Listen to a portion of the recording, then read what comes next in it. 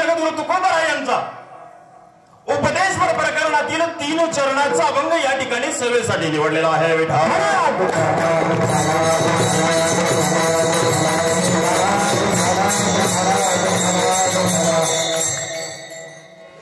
तुकोबराय एका सद्ग्रस्ताला म्हणाले, काय म्हणाले, तुम्ही देव आहात.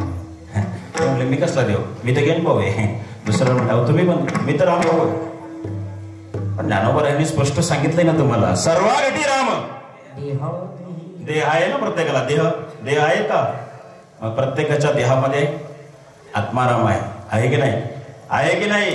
बोलत जा, संवादात्मक कीर्तन होणार आहे आपलं, बोलत चला. एक सांगू तुम्हाला, तुमचा विश्वास नाही का देहातल्या आत्मारामावर? विश्वास नाही का? तुम्ही काहीच बोलत नाही, होय म्हणत नाही, नाही म्हणत नाही.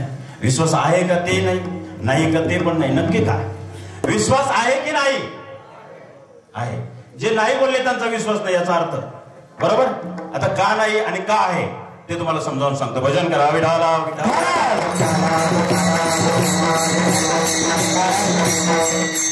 गुरुजी तुम्ही सर्व्हिस केलेली आहे, बरोबर? म्हणजे तुम्ही शाळेचं जे काही क्षेत्र आहे, मग तुम्ही समजा मुख्याध्यापक असाल, पण तुम्ही 4 दिवसाची रजा टाकली, शाळेत काही पण होत्या, त्याच्याशी तुमचा काही संबंध येतो का?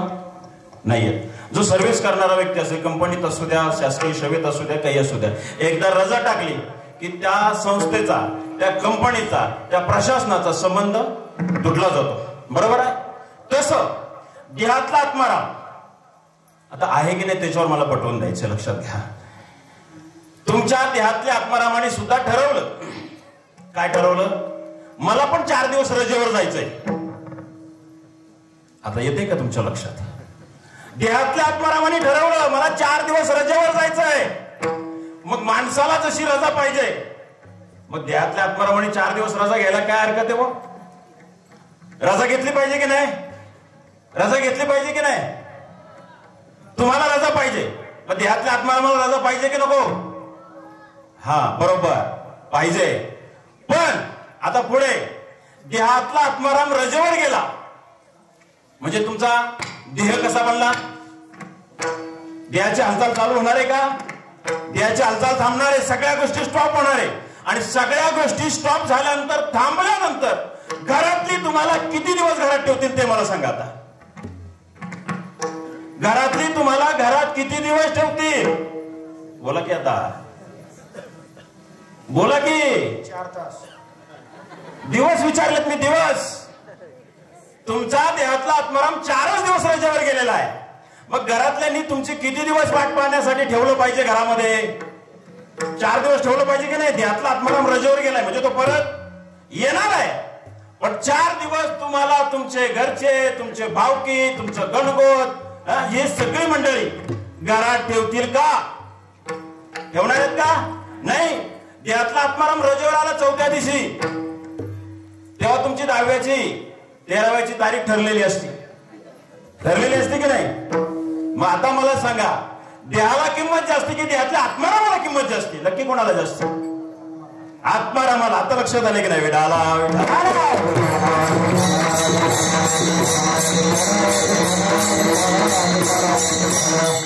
म्हणजे आता तुम्ही कीर्तनात जागे आहात. आता तुम्हाला आत्माराम कळलाय म्हणजे तुम्ही आता आतापर्यंत झोपलेले होता, आता मी तुम्हाला काय केलंय? जाग केलंय. केलंय की नाही? केलंय की नाही? जे बोलले ते जागे, अजून काही झोपलेले त्यांना पण मला जागे करावं लागेल. झाले सगळे जागे म्हणजे मला मूळ विषयाकडे यायला. विठाला विठाला.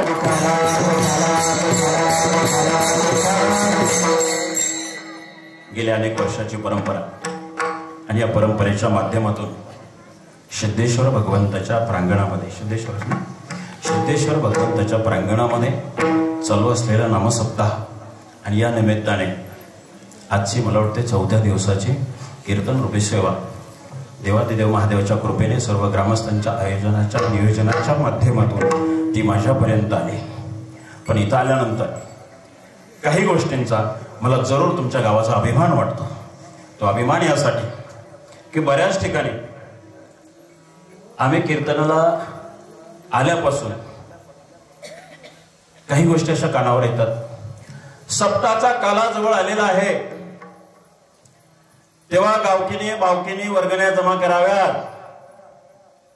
पण आपल्या गावामध्ये एक वेगळी शिस्त आहे. स्वतःहून वर्गणी, तुमची जो काही नियमावली आहे क्षेत्राप्रमाणे एकराप्रमाणे, ती स्वतःहून वर्गणी जमा करा त्या ठिकाणी घेतली जाते, जमा करून दिली जाते. कोणत्यासाठी कोणाला कोणाच्या घरोघर जावं लागत नाही. हा या गावातला परमार्थातला योगदानाचा अतिशय महत्वाचा टप्पा आहे, लक्षात घ्या. कारण हा पाया आहे परमार्थातला. कारण धनाशिवाय काहीच होत नाही. लक्षात आलं का तुमच्या? आणि धन नसेल तर कलियुगामध्ये कोणती गोष्ट साध्य करणं तितकं सोपं नाही, लक्षात ठेवा. म्हणून ही एक चांगली प्रथा आपल्या गावामध्ये आहे. त्यासाठी वर्गणी जमा करण्यासाठी सप्ताह कमिटी असेल, ग्रामस्थ असतील, ग्रामपंचायत असेल, यांना दारोदार हिंडावं लागत नाही.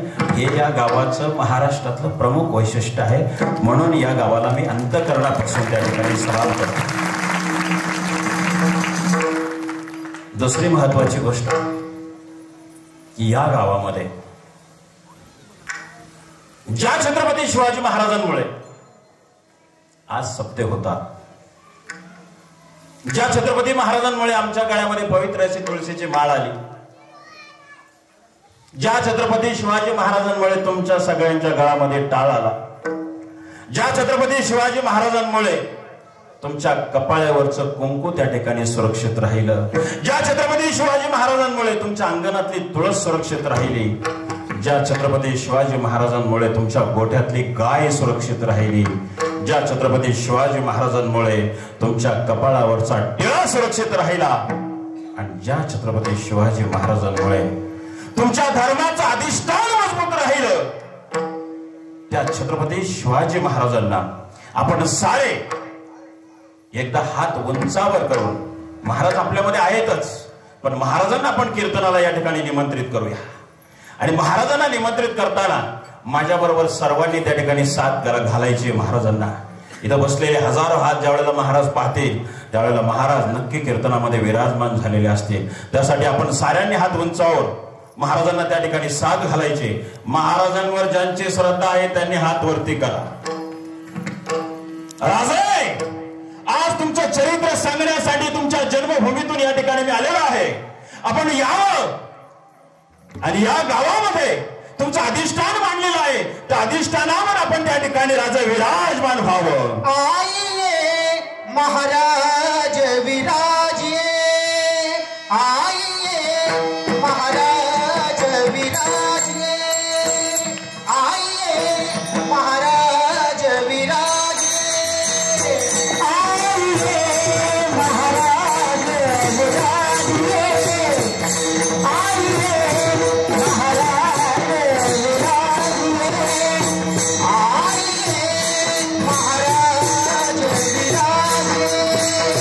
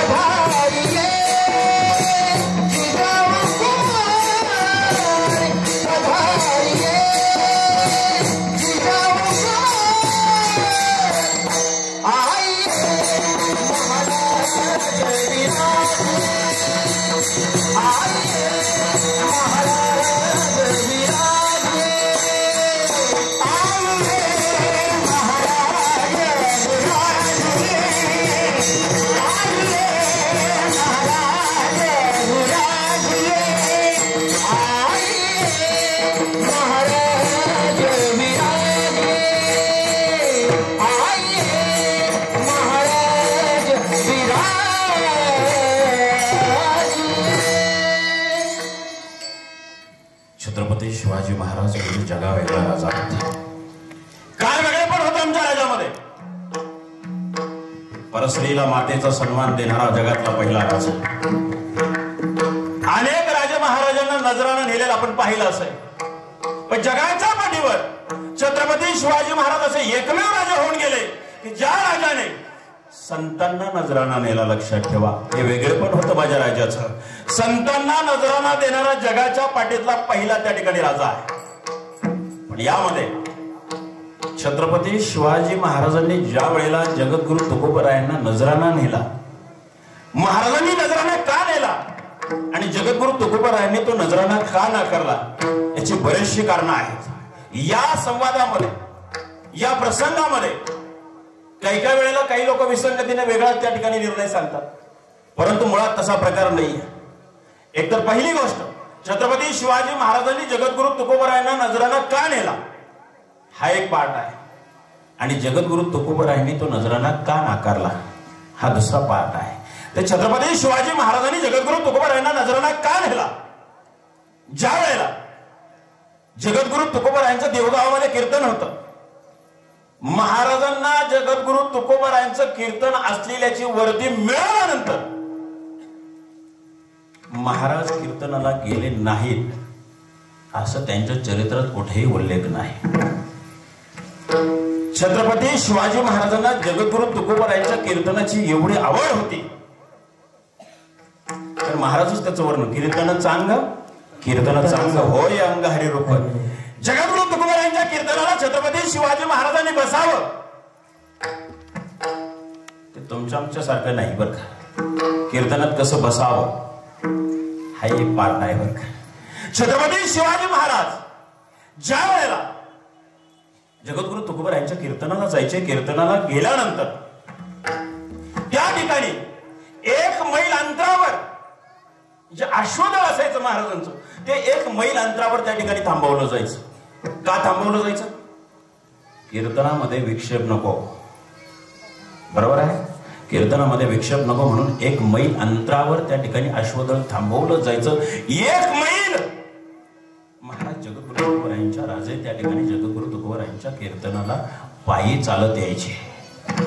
आणि असं नाही पंचपदी झाल्यावर, पहिली चाल झाल्यावर, नाही का, असं नव्हते करत महाराज. 9 वाजता कीर्तन असताना बरोबर 9 वाजता, 1 मिनिट आधी पण नाही नंतर पण नाही, वेळेवर येणारे राजे होते. आता मला सांगा, छत्रपती शिवाजी महाराजांचं जीवन चरित्र, आपलं नाही चरित्र, आपलं आयुष्य जन्माला आल्यापासून मरेपर्यंत आपलं काय आहे? चरित्र आहे का आयुष्य आहे? आयुष्य. आपलं आयुष्य, आपलं चरित्र होऊच शकत नाही. का होऊ शकत नाही? आपलं बोलणं धड नाही, आपलं चालणं धड नाही, आपलं काहीच धड नाही. समर्थ वर्णन करतात, अरे शिवरायाचे कैसे बोलणे, शिवरायाचे कैसे चालणे, शिवरायाचे सलगी देणे कैसे असे. शिवरायाच्या चालण्याचं वर्णन व्हावं, शिवरायाच्या बोलण्याचं वर्णन व्हावं, शिवरायाचं सलगी देण्याचं वर्णन व्हावं. आणि ते कोणी आयऱ्या गैऱ्याने नाही केलं, साधू संतांनी वर्णन केलेलं आहे. हे सगळ्यात महत्वाची गोष्ट आहे. विठाला विठाला.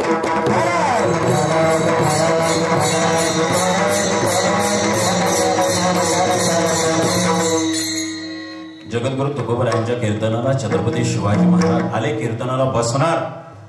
एवढ्यात तुकोबरायांनी सांगितलं, या राजे, या राजे बसा. तुकोबरायांच्या मुखातले शब्द आल्यानंतर राजांनी काय म्हणावं? महाराज, आम्ही कसले राजे? आम्ही तर या रयतेचे सेवक आहोत, या राज्याचे सेवक आहोत. आम्ही राजे नाही, हे राज्य रयतेचे, आम्ही तो फक्त सेवक. आज सरपंच सुद्धा असं म्हणत नाही, आम्ही फक्त गावचे सरपंच. सरपंच भले आता ते कसे निवडून येतात काय आपल्याला त्याच्याशी काही देणं घेणं नाही, पण सरपंच राजे, सरपंच राजे, फरक कळला ना. सरपंच गावापुरता असतो, राजा एका राष्ट्रापुरता असतो. लक्षात ठेवा. तरी राष्ट्राचा राजा असला तरी त्याने महाराजांना म्हणावं काय? आम्ही सेवक आहोत. कोणाचे? रयतेचे.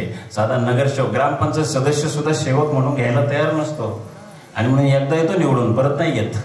पैसे वाटले तरी नाही येत. म्हणजे आमच्याकडचं सांगतोय बरं का, इथं कोणी असलं तर नाराज होऊ नका. विठाला विठाला.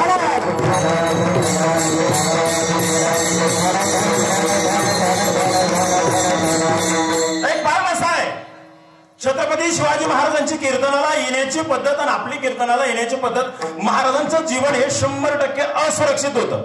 मान्य आहे? बरोबर. आता आपल्याला कोणाची भीती आहे हो? कीर्तनाला येण्यापासून किंवा गावात राहण्यापासून कोणाची भीती आहे का? कोणालाच भीती नाहीये. म्हणजे आपलं जीवन सुरक्षित आहे. महाराजांचं जीवन 100% असुरक्षित होतं. त्याच्या पुढे जाऊन सांगू का तुम्हाला, महाराजांचं जीवन हे मृत्यूच्या ओठावरलं होतं. कशावरलं होतं? मृत्यूच्या ओठावरलं होतं. अरे काळाला गुलाम म्हणून टाकलं होतं. तुकोबराय वर्णन करतात, अरे काळा गुलाम करी सलाम, माझ्या राजाला काळाने सलाम करावा. काळाला घरघर मागे फिरत होता. अनेक वेळा महाराजांना संकट आली, जीवावर बेतणारी संकट आली, पण काळाला स्पर्श करता आला नाही. ते छत्रपतीच करू शकतात. विठाला विठाला.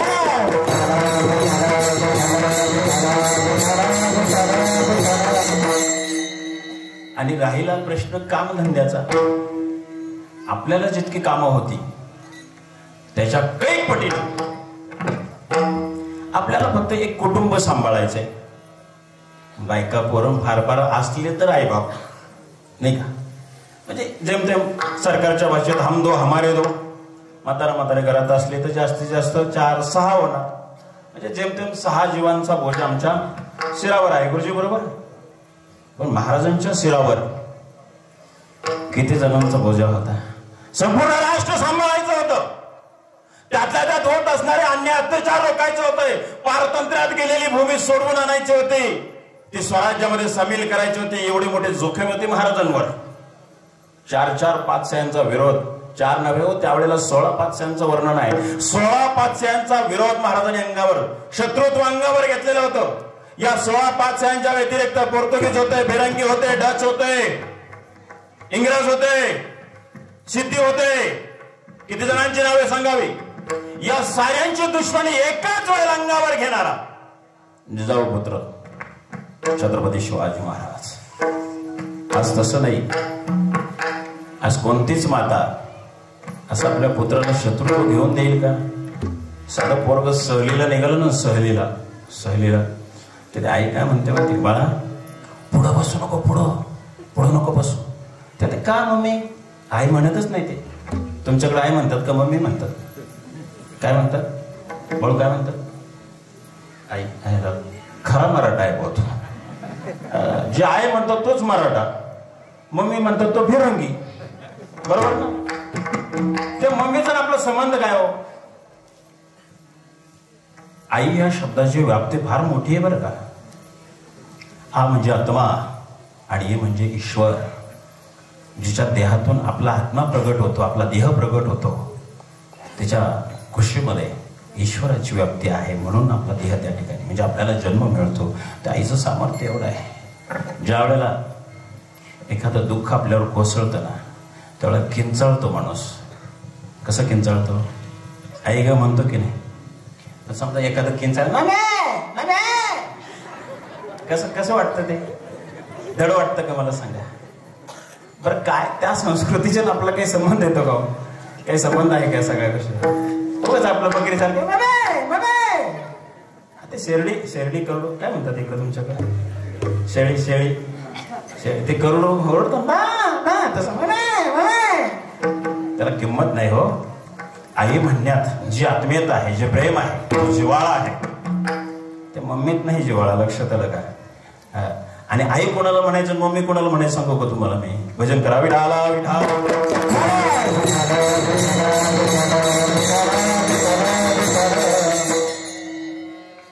पहिल्यांदा आई सांगू का मम्मी सांगू? बोला पटकन. आई सांगू. म्हणजे आईबद्दल आत्मीयता इथल्या लोकांना तरी आहे. आईकडे एवढं वात्सल्य असतं, एवढं प्रेम असतं ना. आई आपल्या लेकराला मनापासून स्तनपान करते. नीट लक्षात घ्या. नंतर मी फरक विचारणार आहे तुम्हाला. आई आपल्या लेकराला मनापासून स्तनपान करते. तिच्या पदराची ओढ, तो जिव्हाळा, ते प्रेम त्या दुधामध्ये व्यक्त होत असतं. सांगू तुम्हाला कसं? जिजाऊ नावाचा वाघिणीचं दूध छत्रपती नावाचा छावा पेला म्हणून स्वराज्य निर्माण झालं. त्या मातेच्या दुधामध्ये एवढं सामर्थ्य असतं. विठाला विठाला.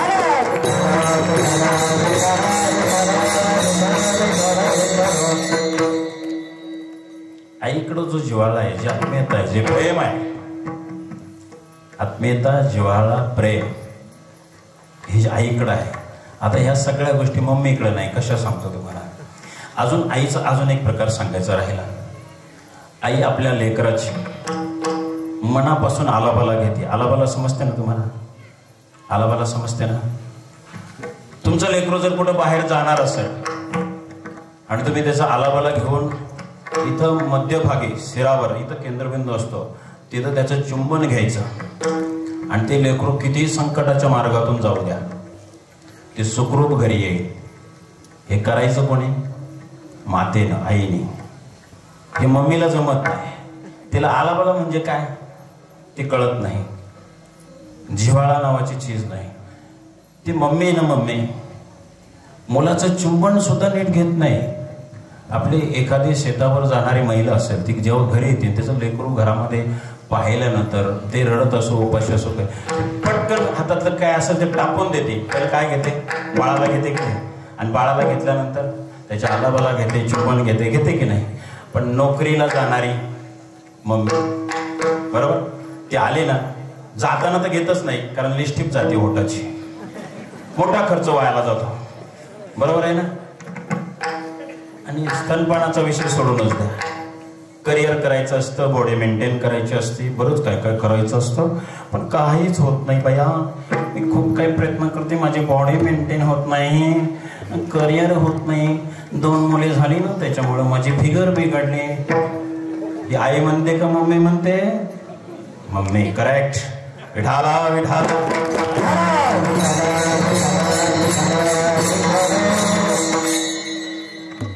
मग मला सांगा, आई श्रेष्ठ का मम्मी श्रेष्ठ? मग असं कोणत्या आईला वाटत आपल्याला मम्मी म्हणावं की आई म्हणावं? आजपासून जर कोणी मम्मी म्हणून घेणाऱ्या माता असतील त्याने जरा हात वर करा. खरं बोलायचं बरं का, महादेवाच्या प्रांगणामध्ये आहे, मुंबई पुण्याहून आल्या असत्याल, खरं बोला. मम्मी म्हणणाऱ्या माता नक्की आहेत, पण ते दडून बसल्याच. ते आपल्याकडे एक जुन्या लोकांची म्हण होती बरं का, खरं बोलल्यावर सख्या आईला राग येतो. आता तुम्ही सख्या आईचे पण आता तर मम्मीच्या भूमिकेत आहे. तेव्हा माझ्या हात जोडून विनंती आहे की ज्या राजा शिवछत्रपतींनी जी आमची हिंदू संस्कृती जिवंत ठेवली, ती टिकवण्यासाठी प्रयत्न करा, ते मोडीत काढण्यासाठी प्रयत्न करू नका. छत्रपतीची आण आहे तुम्हाला. उद्यापासून जर पोरांनी मम्मी म्हणून हाक मारली ना, होऊ देऊ नका. त्याला सांगायचं, बाळा तुला माझ्या हातचं जेवण पाहिजे असेल ना तर मला आई म्हणून हाक मार, तेव्हा तुला जेवण देईन. पोरगं 5 मिनिटात वटणीवर येईल. पण तुम्हालाच गोड वाटतं मम्मी म्हणायला, नाही का? सुरुवात मला सांगा, लहान लेकराला मम्मी म्हणायला ते शिकलं का तुम्ही शिकवलं? खरं सांगा. आपण शिकवतो. जे काही वाईट गोष्टी असतात ना ह्या लहान लेकरांकडं, ती मुलं आपलं पाहून शिकतात. लक्षात ठेवा. आता उठसूट जे ते काय म्हणतात माहिती का, तरुण पिढी बिघडली म्हणतात की नाही गुरुजी? मला आता एक सांगा गुरुजी, बिघडली की बिघडवली? खरं बोला बरं का, बिघडली की बिघडवली? बिघडवली. करेक्ट. वराती होतात का तुमच्या वराती? नाही. धन्यवाद तुमच्या गावाला, मनापासून अभिनंदन. आमच्या पुण्याकडे लय लोकांना उंगली असते. लय उंगली. गुरुजी एक श्रीमंत घराण्यातला व्यक्ती, नाव सुदैवाने इकडे आता लांब आले सांगून जातो, नाव तुकाराम. माळ नाही गड्या, बापात ठेवलं म्हणून नाव तुकाराम. मोठ्या घरातले व्यक्ती मला एक दिवस भेटले, म्हणले महाराज माहितीये का तुम्हाला आमच्या नातवाचं काल लग्न झालं? म्हणलं होतं की साखरपुड्याला? नाही अजून तुम्हाला सांगतो, माहितीये का तुम्हाला? म्हटलं अहो बोला की. 3 लाखाची दारू होती आमच्या नातवाच्या लग्नाला. आता हे का अभिमानाने सांगण्याची गोष्ट आहे का? अभिमानाने सांगण्याची गोष्ट आहे का? कशाचा अभिमान? मला एक सांगा, ह्या सगळ्या गोष्टीमध्ये नातवाच्या लग्नात यांनी लोकांना दारू पाजली, पुण्य केलं की पाप केलं? तुकोबराय सांगतात, अरे जन्माविने काय केले तू, मुद्दल गमविले. आला होता तेव्हा मुद्दल होतं म्हणून माय बापांनी नाव ठेवलं तुकाराम. तू लोकांना दारू पाजून काय केलं होतं ते घालवलं ना. म्हणजे ती काही फुकट मिळेल, आर्थिक बाब सोडून द्या, परमार्थिक दृष्ट्याने मी विचार करतो. लक्षात ठेवा, पुण्य लयाला गेलं ना सगळं. ज्याने कधी त्याला हात नसन लावला त्यांना पण तुम्ही बुचाबुचाने सुरुवात केली. नको त्या मार्गाला लोकांना नेता. हे पुण्याचं कर्म आहे का? पाप कर्म आहे. लक्षात ठेवा. आणि बिघडवले मी यासाठी म्हणतो, लक्षात ठेवा. बरेचसे लोक आता हे सांगितल्यामुळे काही कुणी व्यसन सोडणारे अशातला काही भाग नाही. लगेच उठून कोणी तंबाखूचा पटवा फेकून देणार नाही. खिशात 4-2 गुटक्याच्या पुढे असल्या तर लगेच फेकून देणार नाही. कधी येणार आहे कोणी? नाही म्हणतात बोल लोक. म्हणजे ठेवायचंय तुम्हाला खिशात तंबाखूची पुडी. मला एक सांगायचंय, गुरुजी व्यसन ज्यांना करायचंय त्यांनी करा, नका करू, मला त्या वादात पडायचं नाही. पण विनंती अशी आहे की ज्या लेकरांसमोर तुम्ही हे कुटाणे करता ते पहिले बंद करा. कारण ते म्हणणारे आमचे वडीलच त्या ठिकाणी तो नाद करतात, आमचे आजोबा जर तो नाद करतात, आमची आजी जर मिश्री लावती. मिश्री लावणारी महिला मी इथून ओळखू का? तुम्ही काहीच बोलू नका, ओठावर कळतं ते सगळं. फार ओठ मिटून घ्या तरी मी ओळखणार. या आजी मिश्री लावतात, ही मावशी मिश्री लावती. कळतं ते सगळं. कसं कळतं? तुमची ती सुरुवात असते ना, उमरगा तुळजापूर, उमरगा तुळजापूर चालू असतं की नाही? जाता की नाही तुळजापूरला कधी? दररोज सकाळी उमरगा तुळजापूर, उमरगा तुळजापूर हे चालू असतं तुमचं सगळं. हे मुलांदेखत करू नका. मग तुम्ही तुमच्या छकुलीला सांगताय, छकुली चुलीवरती डबे ठेवले तेवढे घेऊन ये. ती एकदा देते आणून, दोनदा देते आणून, तिसऱ्यांदा काय करते? बघू द्या मला पण एकदा तुळजापूर, उमरगा तुळजापूर, उमरगा. ती पण प्रयोग करून पाहते. परिणामी काय होतं? तिला पण सवय लागते. मान्य आहे ना तुम्हाला हे? मग आपल्या पुढच्या पिढीनं ह्या गोष्टी करू नये असं प्रत्येकाला वाटतं की नाही? वाटतं, पण आपण ते अनुकरणात आणत नाही. आपण जर लेकरांसमोर या गोष्टी नाही केल्या तर त्याला अटकाव बसू शकतो. तुम्ही त्यासाठी व्यसन सोडलंच पाहिजे असं माझं बिलकुल म्हणणे नाही. आणि जरी म्हणणे असलं तरी तुम्ही माझं ऐकणार आहे की नाही? नाही नाहीच ऐकणार लोक.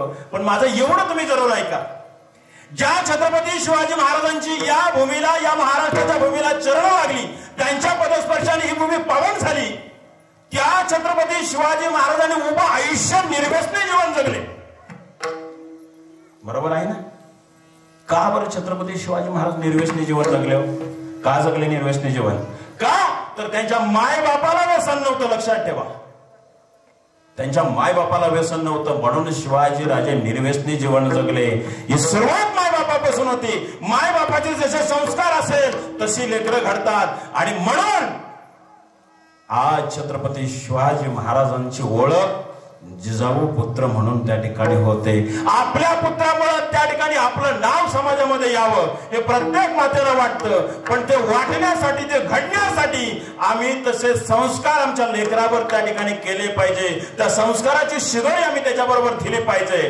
केवळ पैसा देऊन उपयोग नाही. संस्काराची शिदोरी नसेल तर पैसा देऊन सुद्धा उपयोग नाही. विठाला विठाला.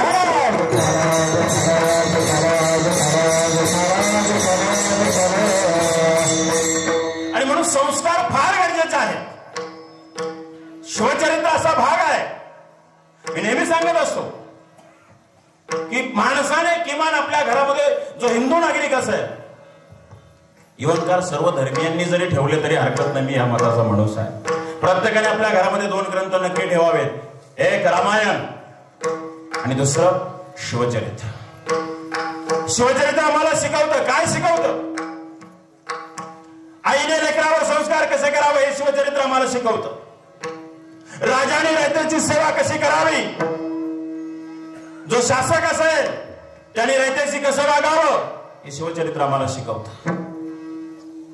सासूने सुनेशी कसं वागावं हे देखील शिवचरित्र आम्हाला शिकवतं.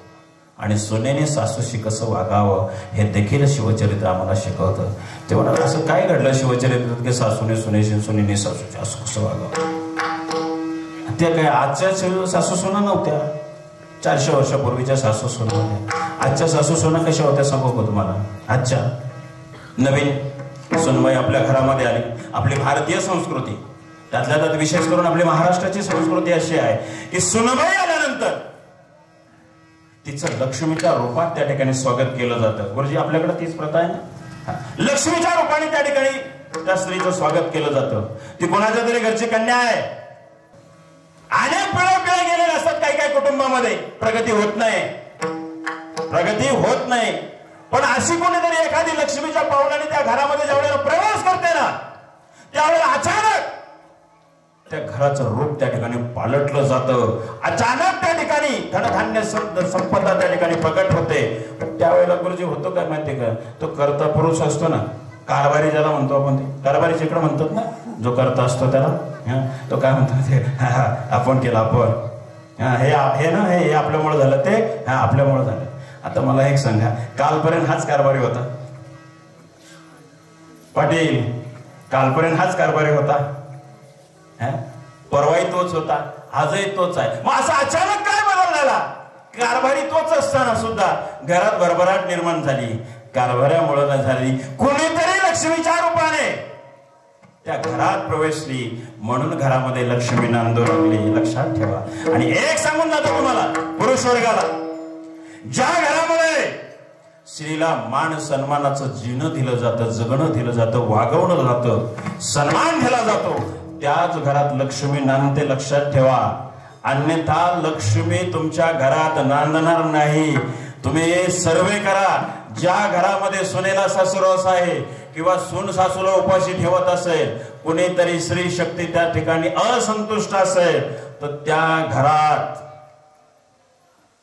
काय होईल मी वेगळं सांगण्याची गरज नाही. लक्ष्मीची अवकृपा झाल्यानंतर कोणाचंही भलं होत नाही. आणि म्हणून लक्ष्मीची अवकृपा होऊ नये असं प्रत्येकाला वाटतं. पण त्यासाठी घरातल्या स्त्रीला सन्मान द्यायला शिका. पुरुष मंडळी, घरातल्या स्त्रीला सन्मान द्यायला शिका. तिचं सामर्थ्य फार मोठं आहे, तिचा देवावर अधिकार आहे. तो का म्हणे, पतिव्रता जिची देवावरी सत्ता. आणि तुम्ही सुद्धा पतीला देव माना.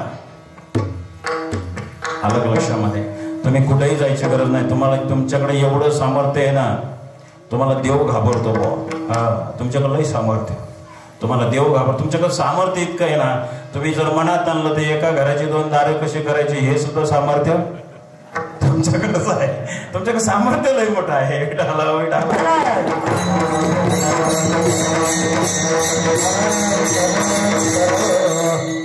आजची सासूसून आणि त्यावेळेची सासूसून इथून थोडं बाजूला गेलो. नवीन सुनबाई आपल्या घरामध्ये आली. पण बऱ्याच माता भगिनींना सासूचा हक्क गाजवायचा असतो.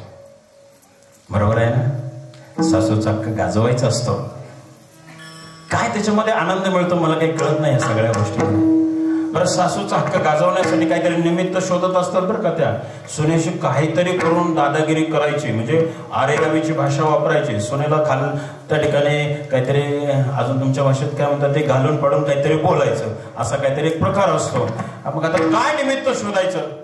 आता मुलगी ज्यावेळेला सासरे नांदायला येते त्यावेळेला त्या मुलीच्या वडिलाकडून खूप काही साहित्य मिळतं. Sofa set, fridge, washing machine, बरंच काही, अगदी सगळं. साळकृत कन्यादान केलं तर फार सुई सगट सगळं असतं, काही राहत नाही.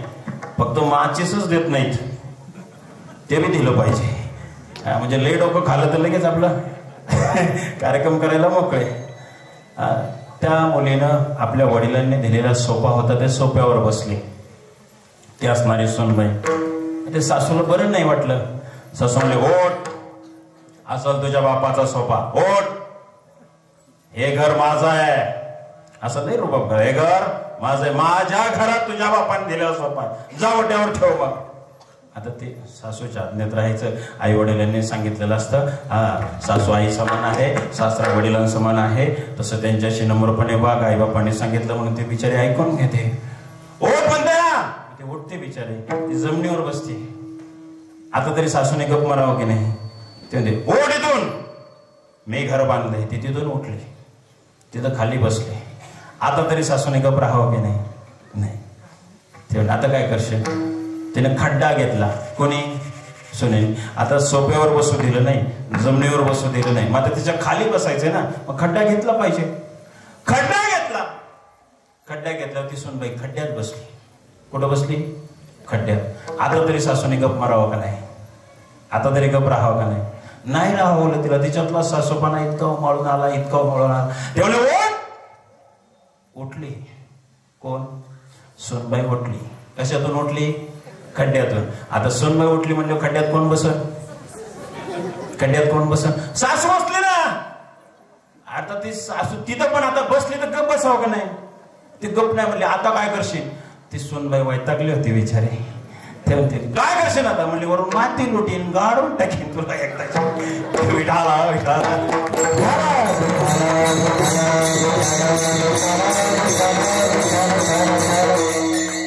मला एक सांगा, माय बापाने दिलेल्या सोप्यावर बिचारी थोडा वेळ बसली असती तर काय बिघडलं असतं? नाही. पण तसं नाही हो. आपलं सुद्धा लेकरू दुसऱ्याच्या घरात नांदायला जातं की नाही? मला एक सांगू का, नांदणं आणि राहणं याच्यामध्ये जमीन आसमानचा फरक आहे. मायबापाच्या इथं आपण राहतो, बरोबर ना माता भगिनी? मायबापाच्या इथं आपण राहतो. सासरी राहतो की नांदतो? नांदतो. नांदावं लागतं, साऱ्यांची मर्जी राखावी लागते.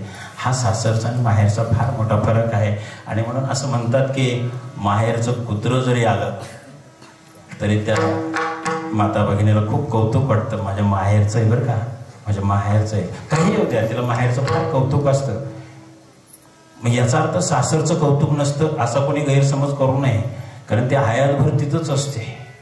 आणि म्हणून महिलेला सासरचं एवढं कौतुक असतं, माहेरचं. पुरुषाला कफन कोणाचंही चालतं, पुरुषाला कफन कोणाचंही चालतं, पण स्त्रीला कफन हे माहेरचंच लागतं. लक्षात ठेवा. तिचा भाऊ जेव्हा कफन घेऊन येतो ना तेव्हा ती अंत्ययात्रा निघते. लक्षात घ्या. एवढं मर्यापर्यंत माहेरचं नातं शास्त्राने घट्ट बांधून दिलेलं आहे. तुम्हाला विठाला विठाला.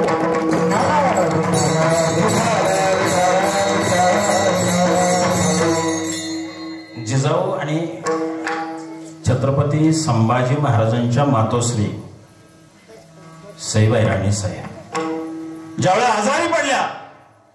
आजारी पडल्यानंतर फार मोठा प्रसंग आहे माझा, सांगून पूर्ण होणार नाही. मला फक्त सासू सोन्याने कसं वागावं याप्रमाणे मला ते सांगायचं आहे. ज्या वेळेला सईबाई राणी साहेब शंभूराजे लहान असताना आजारी पडल्या आणि आजारी पडल्यानंतर बाळणपणाचा आजार जडला होता त्यांना. त्यावेळेला डॉक्टर नव्हते, हाकीम वैद्य असायचे. बाळणपणाचा आजार जडल्यानंतर हळूहळू स्तनपानातलं दूध त्या ठिकाणी कमी होऊ लागलं. शंभूबाई लहान होते, लेकराची भूक भागत नव्हती. आणि लेकराची भूक भागत नाही म्हटल्यानंतर त्या मातेने काय करावं? पाळण्यात तसंच अंगाई गावी आणि लेकराला झोपी लावावं. पण भुकेने व्याकुळ झालं लेकरू पाळण्यात. उपाशी पोटी कधी झोपू शकत नाही हे प्रत्येक माता भगिनी जाणते. लेकरू टावा फोडत होता, लेकराची भूक भागत नाही, अंगाई गळत होता. पण त्याच सासरू नैनांनी पाळण्यातल्या लेकराला छातीशी कवटाळून लाभलं. स्तनपान होत नव्हतं, लेकराची भूक भागत नव्हती. त्यावेळेला सईबाईंच्या अंतःकरणामध्ये काळीज पिळवटून टाकणाऱ्या यातना निर्माण झाल्या. जगदंबे 9 महिने 9 दिवस या लेकराला बेवटी पोटात सांभाळलं. त्यावेळेला जेवढ्या यातना झाल्या नाही ना तेवढ्या यातना मी आता सहन करताय. जगदंबे स्वराज्याचा अंकुर माझ्या पोटी जन्माला घातला, स्वराज्याचा उद्याचा वारीस माझ्या पोटी जन्माला घातला. पण त्याची भूक भागवण्याचं सामर्थ्य माझ्याकडे यावागे ऐकून काय रावण करतायस? हे जगदंबे कुठे माझं पुण्य कमी पडलं की माझ्या लेकराच्या भुकेच्या आड येतेस तू? पुढे लेकराला छातीशी कवटाळावं, पण दुर्दैवाने छातीतून पाहणं मात्र फुटत नव्हता. लेकरू भुकेने व्याकुळ होत होत. आई आई आई म्हणून लेकराने टावा फोडावा. मातेचं काळीज पिवटून जात होत. कशी लेकराची भूक भागवावी? दिवसेंदिवस आजार बळावत चाललेला होता. सईचं शरीर त्या ठिकाणी क्षीण होऊ लागलेलं होतं. पण सईबाई राणी साहेबांचा जीव गुंतला होता तो शंभू बाळासाठी.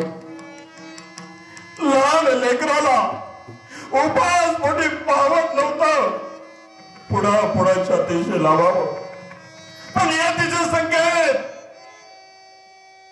सईबाई राणी साहेबांच्या स्तनातून दुधाचा थेंब बाहेर पडत नव्हता. लेकराला तसंच छातीचे कवटाळलं, पाळण्यामध्ये घातलं, मुंगाही घावू लागल्या. हे जगदंबे, माझं पुण्य कुठं कमी पडलं. स्वराज्याचा अंकुर आहे. तू लहानाचा मोठा झाला पाहिजे. उद्याचा स्वराज्याचा होणारा राजा आहे. दिवसेंदिवस हजार बळावत चालल्यानंतर सईबाईंची सेवा करण्यासाठी दास दासी असताना देखील सईबाईंच्या उशाला जिजाऊ साहेबांनी बसावा. सईबाईंच्या अंगामध्ये जोर भरलेला होता, तो ताप भरलेला होता. तो ताप उतरण्यासाठी जिजाऊ साहेब आपल्या सुनेच्या मस्तकावर मिठाच्या पाण्याच्या पट्ट्या लावत होत्या. का तर माझी सुनबाई आजारातून बरी व्हावी, माझ्या नातवाला त्या ठिकाणी स्तनपान व्हावं. याच आशेने जिजाऊ साहेब आपल्या सुनेची सेवा करत होत्या. अरे जगातली पहिली सासू असेल की सुनेच्या आजारपणामध्ये सासूने सेवा करा. पण दुर्दैवाने मात्र जिजाऊ साहेबांना या सेवेमध्ये यश मिळालं नाही. त्यामुळे स्वराज्यावर अनेक प्रकारची संकट आलेली होती. छत्रपती शिवाजी महाराज कुटुंबाचा निर्णय घ्यावा की स्वराज्यावर आलेलं संकट अफजल खानाला थोपवावं. काय करावं शिवाजीराजांनी? महाराजांनी कुटुंबाची निवड केली नाही, महाराजांनी निवड केली ती स्वराज्याची.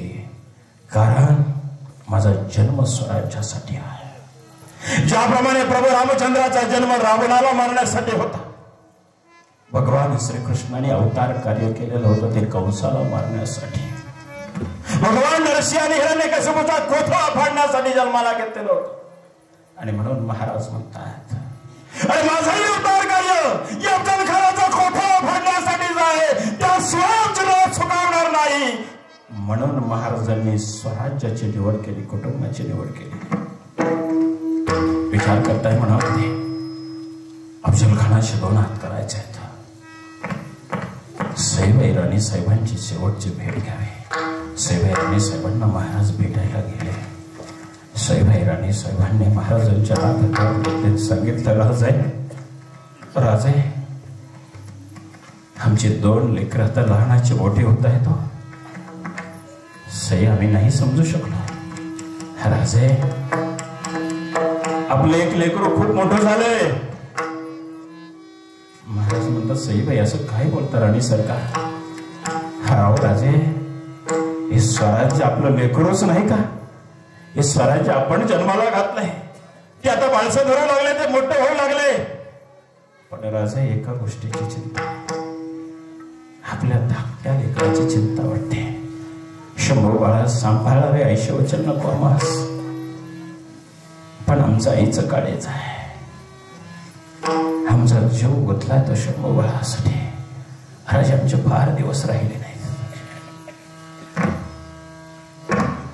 आमच्या दुःखाची वार्ता ज्या वेळेला कळेल ना राजे, जर आपण कर्तव्य रथावर आरूढ झाला असाल तर या सईला शेवटचं चिता अग्नी द्यायला नाही आला तरी चालेल राजे.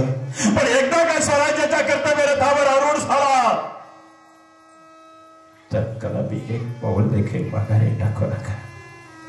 पण राजे, ज्यावेळेला आमच्या दुःखाची बातमी तुम्हाला कळेल त्यावेळेला राजे या सईसाठी अश्रू ढाळत बसू नका राजे.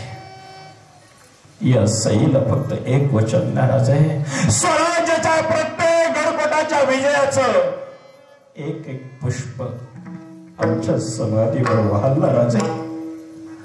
महाराजांचं अंतःकरण पिळवटून गेलं. सैबांची ती व्याकुळ अवस्था महाराजांना पाहत नव्हती.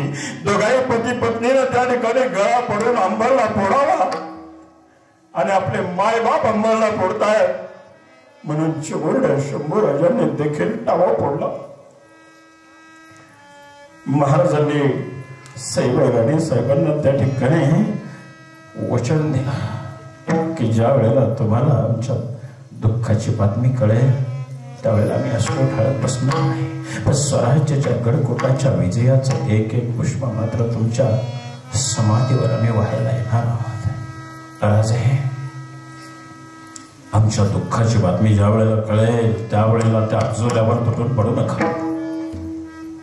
स्वतःच पाय निदान मायभूमीच्या धर्माच्या रक्षणासाठी स्वतः जपावे, स्वतःच राखावे. गनिमास मारून आपण विजयी व्हावं असे वचन वाचतावे. महाराजांनी वचन दिलं. महाराज प्रतापगडाच्या दिशेने दौडत दौडत त्या ठिकाणी निघाले. महाराज प्रतापगडाच्या दिशेने दौडत असताना पाठीमागे सईबाईराणी साहेबांचा प्राण कंठस यायला होता. शंभू बाळाकडे पाहत जिजाऊ साहेबांच्या त्या ठिकाणी हातवारे केले. सांगितलं, अहो साहेब, माझ्यासाठी एक कराल? बोला ना सईबाई. जसं माझ्या पतिराजांना वाढवलं, घडवलं, सुसंस्कारित केलं, तसं माझ्या शंभू बाळाला सांभाळणार ना. जिजाऊ साहेबांनी सईबाईंना वचन दिलं आणि सईबाईच्या हृदयातलं चैतन्य निघून गेलं.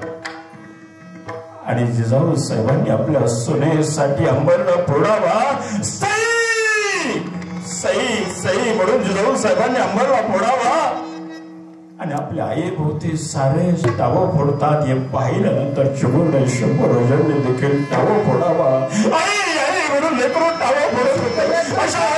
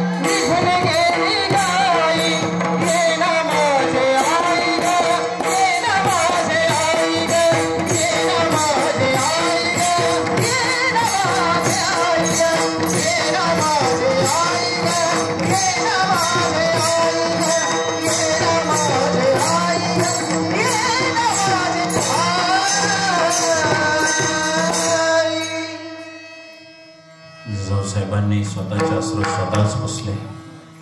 शंभू बाळाला सईबाईराणी साहेबांपासून दूर केला. कारण त्या लेकराचा कळवळा ऐशी कळवळ्याची जाते करीला व्हावी नव्हती. त्या सगळा जिव्हाळा तो कळवळा पाहिल्यानंतर जिजाऊ साहेबांनी शंभू बाळाचं सांत्वन केलं. जिजाऊ साहेब आता विचार करत होत्या, शोभाला अंत्यविधीला बोलवावं. नाही, शोभा आता कर्तव्य रथावर आरूढ झाला आहे. तो कदापि माघारा येऊ शकत नाही. आणि मग निर्णय झाला. गड दुःखाच्या छायेत पडलेला होता. प्रत्येक मावळ्यांनी आपल्या राणीसाठी टावं फोडावा. त्याच वेळेला जिजाऊ साहेबांनी निर्णय घेतला, शोभा राजाविना सईबाई राणी साहेबांचा अंत्यविधी ओळखण्यात आला. जीवाही आबोज पडती आघात स्वराज्य करणं इतकं सोपं नव्हतं. महाराजांच्या भोवती सतत युद्धमय परिस्थिती होती. तो गोबराय म्हणतात, रात्रंदिवस हा युद्धाचा प्रसंग. सतत सतत माझ्या राजाला युद्धाच्या प्रसंगाला सामोरं जावं लागत होतं. स्वतःची असणारी आवडती राणी तिच्या अंत्यविधीला सुद्धा राजाला येता आलं नाही. कशासाठी? धर्म राखण्यासाठी, मायभूमी राखण्यासाठी, रयतेसाठी. स्वतःच्या आवडत्या पत्नीच्या अंत्यविधीला जाता आलं नाही. एवढा त्याग आमच्याच्याने नाही होऊ शकत. त्याचं कारण असं आहे की तेवढी निष्ठा होती छत्रपतींच्या अंतःकरणामध्ये, तो भाव नाव होता अभंगाचं बैल. निष्ठावंत भावे भक्ताचा प्रेम, निष्ठावंत भावे भक्ताचा प्रेम,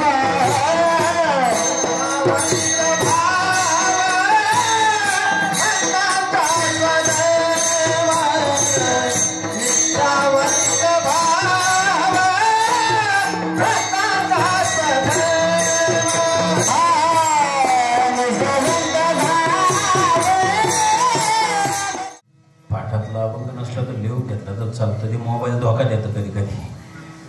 काय झालं आता ते त्याच्यावर लोक खूप आता लक्ष केंद्रित करतात.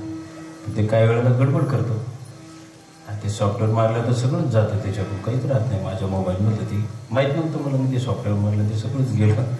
ते काही वेळेला कीर्तनकाराला अभंग विचारलं का त्याच्यात काही कमीपणा वाटून घ्यायचं कारण नाही. इथं बऱ्याच वेळेला समोरच्यांना विचारलं बाबा तुम्ही म्हटले तर हा अभंग घेतो, याच्यात काही कमीपणा नसतो. सेवा करायची असते आपल्याला. पक्वादे सुद्धा कधी कधी विचारतात महाराज कोणता सोडला, विचारावं माणसाने. नंतर ऐन वक्ताला गडबड होते आणि विचारण्यामध्ये मोठेपणा आहे, कमीपणा नाही. काही वाईट वाटून घेण्याचं काही कारण नाही. तुम्ही आम्ही खेळीमेळी का दरवेळी महाराजांनी संगत केलं आहे, त्याच्यातला आनंद थोडा वेगळा राहतो नाही का. विठाला विठाला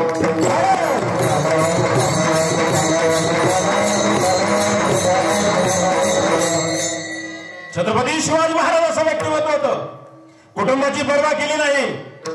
ज्याप्रमाणे भगवान नरसिंहाने हिरण्यकश्यपूचा कोथळा फाडला, महाराज अफजल खानाच्या भेटीला गेला, त्याचा कोथळा बाहेर केला. शाहिस्ते खानाच्या घरात घुसून त्याची 3 बोटं छाटलेली, त्याचा पोरगा त्या ठिकाणी त्याची गर्दन मारली. महाराजांची संसार ज्या वेळेला बाहेर पडायची ना, ती रक्ताने माखल्याशिवाय ज्ञान होत नव्हती. जेव्हा पडायची बाहेर हिची चमचमती धार,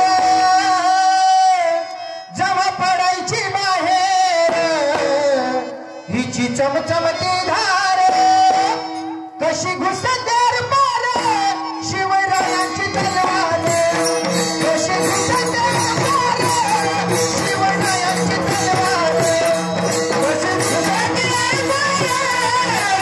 शिवरायांची तलवार, कशी घुसतेर पार शिवरायांची तलवार, कशी घुसतेर पार शिवरायांची तलवार, कशी घुसतेर पार शिवरायांची तलवार, कशी घुसतेर पार शिवरायांची तलवार, कशी घुसतेर पार शिवरायांची तलवार.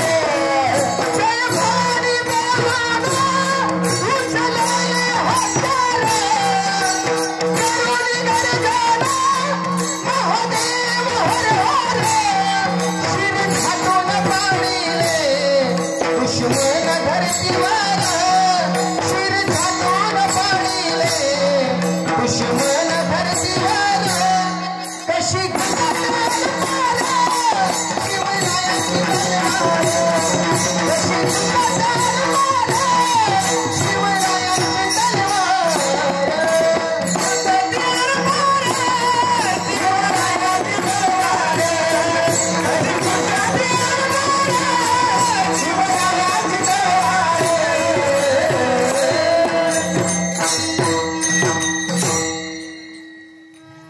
जगद्गुरु तुकोबाराय वर्णन करतात, शूर मेरवे रणांगणे मरणाची संतोष. शूर रणांगणामध्ये गेल्यानंतर तो मरणाला घाबरत नसतो, मरणाने त्याला आनंद वाटतो. म्हणून छत्रपतींचं बालपणीचं सवंगडी, पोटच्या पोराचं लग्न अर्ध्यावर सोडलं आणि सांगितलं राजे आधी लगीन कोंडाण्याचं मग रायबाचं कळा तानाजी मालुसरे. स्वराज्यासाठी प्राणांचा आहेर देऊन गेला पण माघार हटला नाही. अशी माणसं महाराजांनी घडवली होती. माणसं बाजारात सगळं रेडीमेड मिळतं पण घडवलेली माणसं रेडीमेड मिळत नाही. तो महाराजांचा इतिहास आहे. अरे ज्यांच्यासाठी इतिहासाची पानं थांबावेत असं जीवन आम्ही जगलो पाहिजे. जीवन असं जगावं. अरे मायबापाला हेवा वाटेल म्हणून नवल नाही, भगवंताला हेवा वाटावा. तयाचा हरिक वाटे देवा.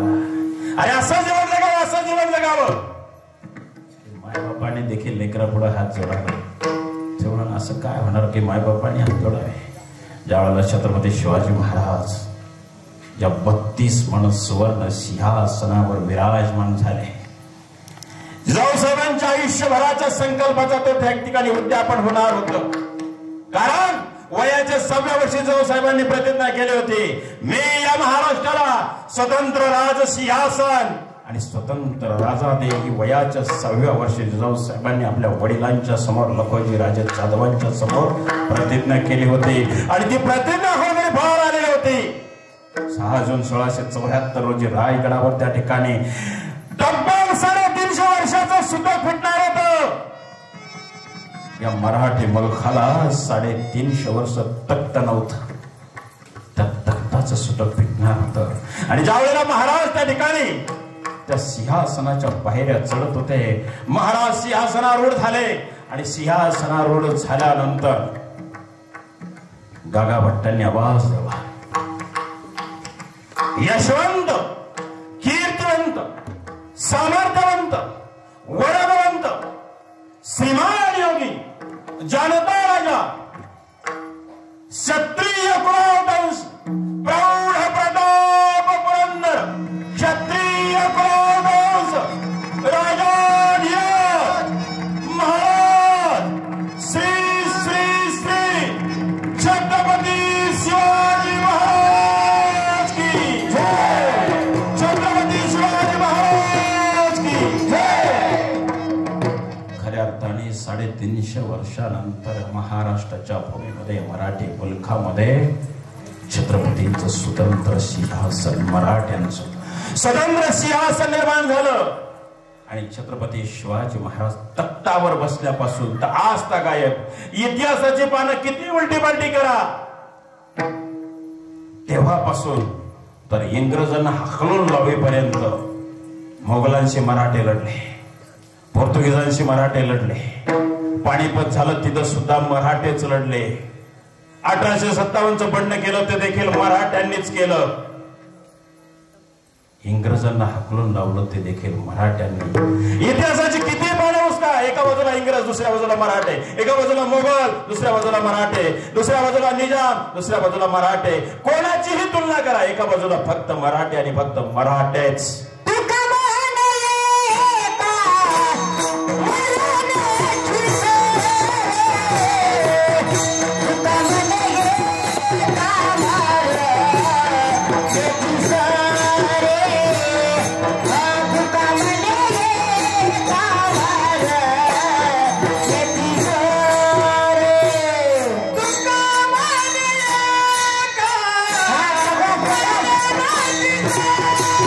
Yeah.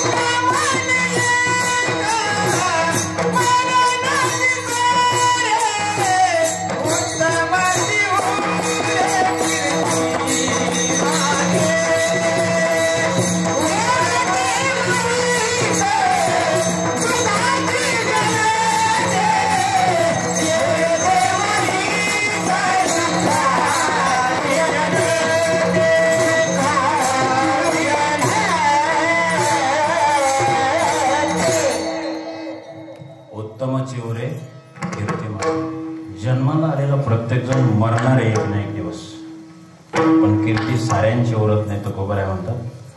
तुका म्हणे एका मरणाची सवय. प्रत्येकाला मरण हे ठरलेलं आहे, पण कीर्ती साऱ्यांची होत नाही. लाखात करोडोत एखाद्याची होते. मागची झालेली शिवजयंती माझ्या राजाची महाराष्ट्रात झाली, हिंदुस्थानात झाली असं नाही हो.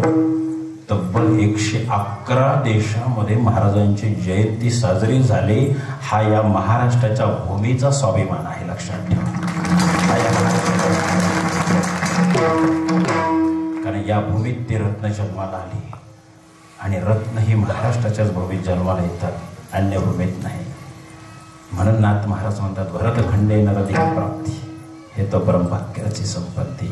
हे भाग्य आमचं असं आहे की ज्या महाराष्ट्राच्या भूमीवर छत्रपतींसारख्यांची पावलं उमटली, जगद्गुरु तुकोबरायांची पावलं उमटली, ज्ञानोबरायांची पावलं उमटली, त्यांच्या चरणस्पर्शाने ही माती पावन झाली. आणि त्या मातीवर तुमची आमची पावलं उमटतात. हे किती मोठं भाग्य आहे आमचं. इथं आम्हाला जन्म मिळाला, काहीतरी गतजन्माची शिदोरी आमच्या बरोबर होती, म्हणून इथे जन्म मिळाला. हे भाग्य आहे आमचं. पण हे भाग्य बऱ्याच जणांना कळलेलं दिसत नाही. ही खरी शोकांती आहे. विडाला विडाला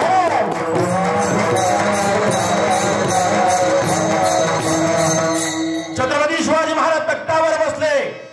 जिजाऊंचा शोभा आता छत्रपती झालेला होता, राजा झाला होता, रयतेचा छत्रपती झालेला होता. आणि म्हणून जिजाऊ साहेबांनी उभं आयुष्य ज्या गोष्टीसाठी खर्च केलं होतं ते खऱ्या अर्थाने सार्थकी लागलेलं होतं.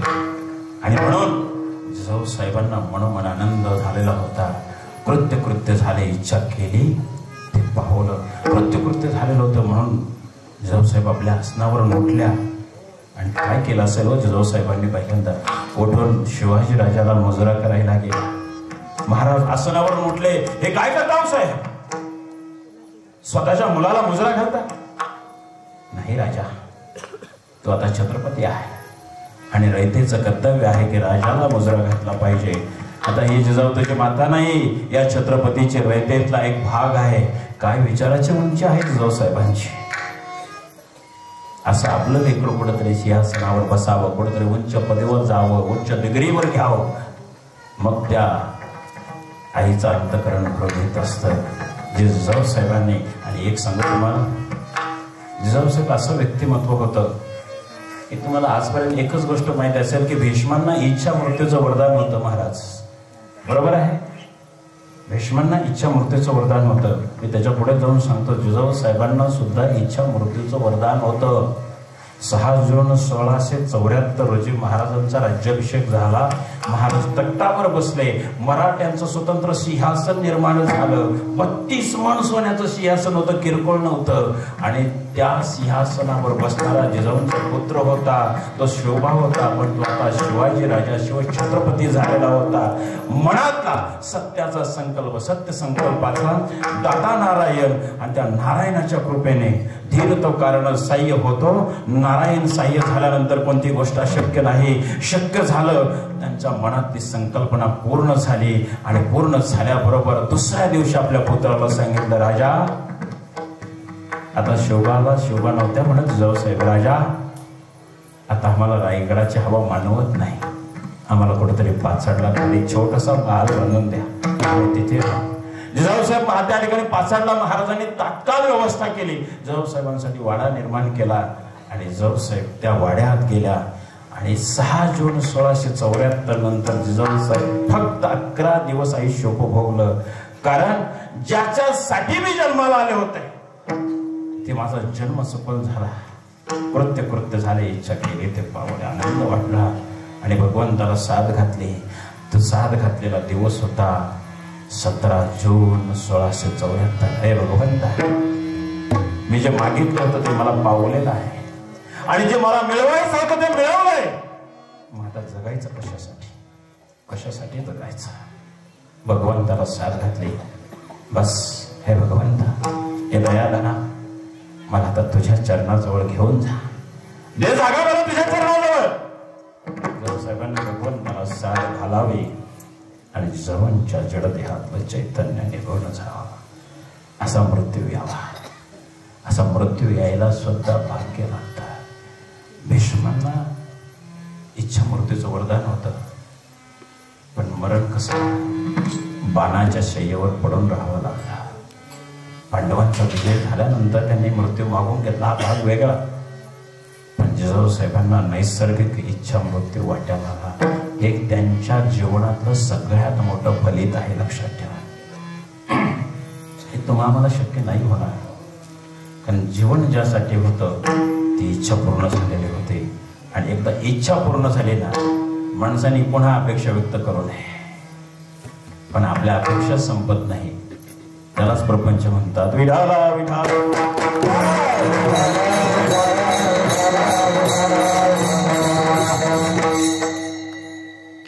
छत्रपती शिवाजी महाराजांनी जगद्गुरु तुकोबारायांना नजरांना का नेला आणि तुकोबारायांनी का नाकारला? इथून बाजूला जात जात जात जात परत तिथं चालू, बरोबर आहे ना? छत्रपती शिवाजी महाराजांनी नजरांना का दिला हे आपल्याला पहिल्यांदा पाहायचंय. छत्रपती शिवाजी महाराज जगद्गुरु तुकोबारायांच्या कीर्तनामध्ये बसता मी आरंभालाच सांगितलं की महाराजांचं जीवन हे 100% असुरक्षित होतं, तरी सुद्धा छत्रपती शिवाजी महाराज जगद्गुरु तुकोबारायांच्या कीर्तनाला बसताना कमरेला असणारी भवानी समसेर काढून बाहेरच्या नायकांच्या ताब्यात देत होते. का देत होते? त्याला माहित होतं मी जगद्गुरु तुकोबारायांच्या कीर्तनाला बसलेला आहे, मी या ठिकाणी 100% सुरक्षित आहे. का? महाराजांचा विश्वास होता कोणावर? संतांच्या पायी. हा माझा विश्वास, त्यांच्या पायावर माझा विश्वास आहे आणि तुकोबारायांचं कीर्तन आहे, या ठिकाणी मी सुरक्षितच आहे. परंतु परिचक्र आलं, त्याच्यातून सुद्धा महाराज त्या ठिकाणी बाजूला सगळ्याला ते सांगायला गेलो तर वेळ संपणार आहे. मला तिकडं जायचं नाही, मला नजराना विषय क्लिअर करायचा आहे, मगच राहिला वेळ तर दुसऱ्या विषयाला हात घालायला. ज्या वेळेला महाराजांची समसेर बहिर्जी नायकांच्या हातामध्ये गेली, बहिर्जी नायकांच्या हातामध्ये गेल्यानंतर बहिर्जींचं एक कर्तव्य होतं. हेर खात्याचे प्रमुख होते, ते हळदी पथकाचे नजरबाजांचे प्रमुख होते. माझा राजा कीर्तनामध्ये बसलाय, आजूबाजूचा उमरग्याचा अख्खा परिसर, अख्खा तालुका मला पिंजून काढायचा नजरबाजांकडून. माझ्या राजाला कुठल्याही बाजूने धोका निर्माण झाला नाही पाहिजे, गस्तीचं पथक वाढवलं पाहिजे. राजा निशस्त्र बसलेला आहे, जगद्गुरु तुकोबारायांच्या कीर्तनामध्ये बसलेला आहे. जर कीर्तनामध्ये जर काही झालं तर त्या ठिकाणी संप्रदायावरचा समाजाचा विश्वास उडेल, राजावरचा विश्वास उडेल, संतांवरचा विश्वास उडेल. म्हणून ही फार मोठी जबाबदारी बहिर्जी नायकांवर होते. आणि म्हणून संपूर्ण देहूगावचा परिसर, चाकणपर्यंतचा परिसर पिंजून काढला. पण हे सगळं पिंजून काढत असताना बहिर्जी नायकांच्या एक गोष्ट लक्षात आली. तुकोबारायांच्या घराची परिस्थिती हालाकीची बनली. घरातल्या लोकांना अंगावर असलेलीच कपडे आहेत, बाकी सगळे कपडे तुकोबारायांनी दान करून टाकलेले आहे. दुष्काळामध्ये तुकोबारायांनी स्वतःचं धन सगळ्यांना दान करून टाकलं. आणि दान केल्यानंतर महाराज म्हणाले, बरे झाले देवा, निघाले देवाने. सगळं दान करून गेल्यानंतर सुद्धा देवाला सांगितलं बरं झालं. बसल्यापैकी आहेत कोणी असं म्हणणार, सगळं खपले, काहीच राहिलं नाही घरात, तरी देवाला म्हणणारे बरं झालं आहे का कोणी असं म्हणणार? सगळं लोकांना देऊन टाकलंय. त्या काळातली 65 लाखाची जहागीर होती, त्या काळातले 65 लाख. आणि आता कोणती बँक घ्या गुरुजी, 65 लाख गुणिले तुमची कोणती बँक असेल, परत त्याला गुणिले 400 वर्ष, अख्खा उमर का काय पार तुळजापूरपर्यंत एकट्या तुकोबारायांनीच घेतलं असतं सगळं. तुम्ही काय सांगता? 100 एकर 200 एकर किती गरीब, हजारो एकर तुकोबारायांची जमीन असते की नाही? पण महाराजांनी ते केलं का? इतरांच्या जमिनी गहाण होत्या, त्या सोडून दिल्या. मी नेहमी सांगतो, जगाच्या पाठीवर पहिला महात्मा असा आहे की त्यांनी स्वतःच्या कमाईच्या पैशातून शेतकऱ्यांची कर्ज माफ केली, ते जगद्गुरु तुकोबाराय. बोर्ड नाही लावले, कुठं फ्लेक्स नाही लावले, आमच्या अमुक अमुक फंडातून हे करण्यात आले आहे असं अजिबात. सगळं दान केलं, काहीच ठेवलं नाही. बहिर्जी नायकांनी ज्या वेळेला टहाळणी केली, त्यांच्या एक लक्षात आलं की तुकोबारायांसारख्या संतांच्या घराची परिस्थिती हलाखीची आहे. दुसऱ्या दिवशी महाराज गडावर गेले. बहिर्जी विचार करतोय, कधी राजा दरबार भरवताय आणि कधी मी राजांना जाऊन सांगतोय. महाराजांनी दरबार भरवल्याबरोबर बहिर्जी लगेच दरबारामध्ये हजर झाले. राजे, आम्हाला एक फार मोलाची खबर आपणास त्या ठिकाणी वधवायची आहे. राजाने सांगितलं, का नाही? बेशक, बोला नाईक. राजे, काल आपण जगद्गुरु तुकोबारायांच्या कीर्तनामध्ये होतो की? कीर्तन आनंदात झालं, जगद्गुरु तुकोबारायांचा आशीर्वाद घेतला, दर्शन घेतलं आणि मगच आम्ही राजगडाकडे त्या ठिकाणी रवाना झालो. होय राजे, हे आम्ही जाणतो, परंतु ज्या जगद्गुरु तुकोबरायांचं कीर्तन तुम्ही प्रत्येक एकादशीला श्रवण करता, आज देखील एकादश आहे. कोणाकोणाला आहे? कोणालाच नाही. महिन्याची एकादश कोणीच करत नाही. आपण बोवाने केली हरकत नाही हो, बाकीच्याने नको करायला का? बोवाला करावीच लागते, तर आपल्याला बोवा म्हणते ना. नाही का? विठाला विठाला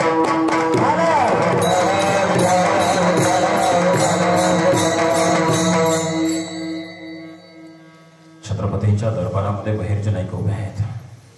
बहिर्जी नाईकांचा त्या ठिकाणी डोळ्यातून अश्रू गळगळा होता. तर आजही तुकोबरायांच्या कुटुंबाची, परिवाराची हालत फार बेकार आहे.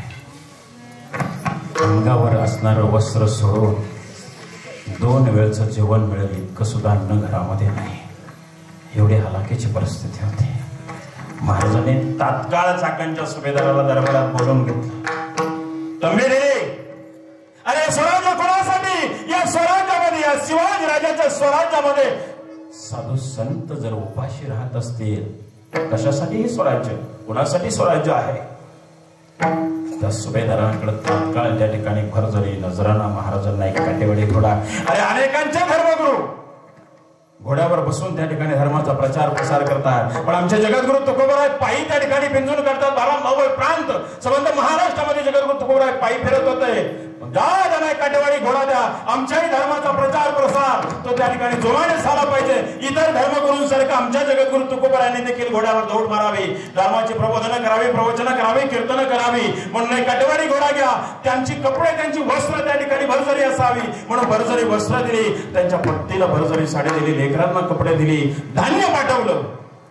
कारण माझा राजा दयाळू होता, कृपाळू होता, संतांची सेवा करणारा होता. आणि म्हणून नजराना पाठवला. महाराजांनी तो नजराना नाकारला. जगद्गुरु तुकोबरायांनी नजराना नाकारला. नजराना नाकार दिला. महाराजांना राजगडावर जाऊन कळालं. महाराज स्वतः आले, राजे स्वतः आले. महाराजांना राजे काय म्हणतात? बोल, आमचं काही चुकलं का? आम्ही सेवकाकरवी नजराना पाठवला नाही राजे, आम्ही स्वतः आलोय. राजे म्हणतात आम्ही स्वतः आलोय. महाराज आपण नजराना कबूल करावा, या पामराची सेवा कबूल करावी. छत्रपती शिवाजी महाराज आणि जगद्गुरु तुकोबराय हे गुरु शिष्याचं नातं होतं.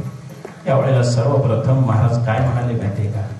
शिष्याची जो न घे सेवा, शिष्याची जो न घे सेवा माणी देवासारखे. तुम्ही आमच्या शिष्य आहात ना, तुमची सेवा नको आम्हाला. शिष्याकडून काही करून घेऊ नये. पण आता गुरुले बेकार. आता गुरु शिष्याला म्हणून पाय दुखतात माझे, पाय दाबून देता का, पाणी आणता का, जेवण आणता का, ते तुकोबराय होते. आता तुकोबरायांनी छत्रपतींना सुद्धा एकदा जीव घातलेला आहे. तो प्रसंग मोठा आहे ना, तर माझ्याकडे 15 मिनिटं राहतात. पुन्हा नंतर नक्की सांगेन. इव्हन भंडाऱ्याला भंडारा का म्हणतात या प्रसंगाची ते संबंधित आहे सगळं. त्याला वेळ पुरणार नाही. मला वाटले राम पाटलांनी देवला कदाचित ऐकलं असावं. देवला ऐकलं त्यांनी माझं फळावरचं कीर्तन. म्हणून तेव्हापासून वर्षभराचा पिछा सोडला नाही राम पाटलांनी माझा. सतत संपर्कामध्ये. माझ्या गावाला यायचंय बरं का, यायचंय बरं का. देव तुकोबरायांच्या साक्षीनं तुला शब्द दिलाय नाही फसवणार. आणि फसवलं तर पुन्हा शिवचरित्र सांगणार नाही. कारण महाराजांनी कोणाला फसवलं नाही, आपण कसं फसवणार नाही का? विठाला विठाला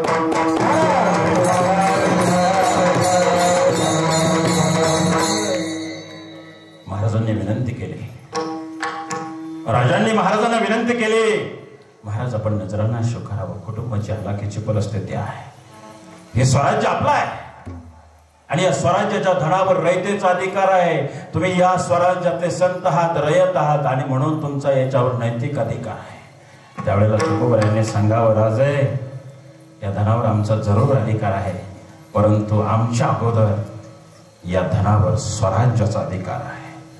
राजा हे आमच्या वतीने हे धन स्वराज्यासाठी खर्च करा, कारण स्वराज्य मोठं होणं यासाठी आम्ही ह्या सगळ्या जीवाचा आटापिटा करतोय.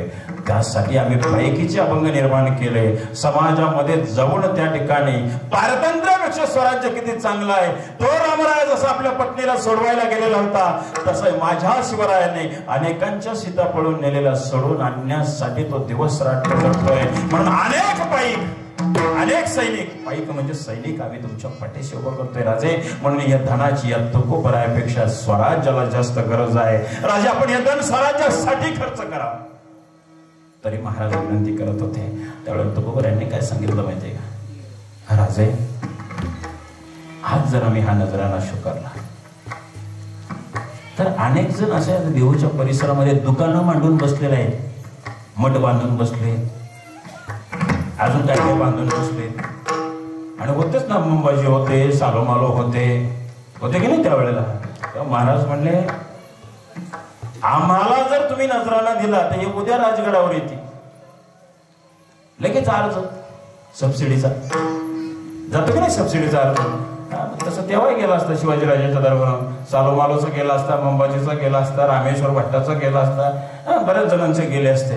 पण महाराजांनी सांगितलं, राजे असे लई दुकानदारी आहे, हे दुकानदारांची लाईन लागेल तुमच्याकडं, म्हणून आम्हाला नजराणा नको. कारण स्वराज्याचं धन अशा लबाडांच्या हाती जायला नको. स्वराज्याचं धन अशा लबाडांच्या हाती जायला नको. एक एक हिंदू धर्माचे मंदिर असतील, एक एक गाव असेल, परमुलखातलं सोडा, पारतंत्र्यातलं सोडून स्वराज्याला जोडा. हाच आमच्यासाठी खरा नजराणा असेल, हाच नजराणा तुकोबरायांची भावना होती. परंतु काही काही मंडळी असं सांगतात, शिवाजीराजांनी नजराणा नेला तुकोबरायांना वश करण्यासाठी, अशी काही लोक सांगतात. काही लोकांची आहेत तशी युट्यूबला कीर्तन, बाबा शिवचरित्र अभ्यास ऐका, तुकोबरायांचं चरित्र अभ्यास ऐका. वश बिश करायला काय ते काय महाराज मंत्र तंत्र करणारे होते का?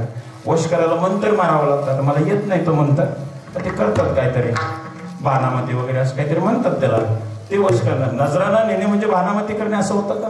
नाही. पण बाबा असं काही बोलू नका, किमान आमच्या राजाबद्दल, आमच्या संतांबद्दल असं काही बोलू नका, एवढी विनंती आहे. विठाला विठाला.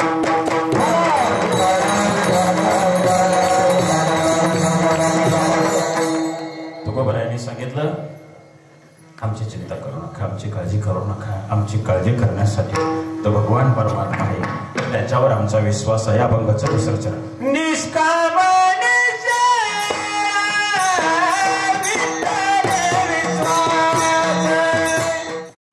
देश सेवा करा, भक्ती करा, गावाची सेवा करा.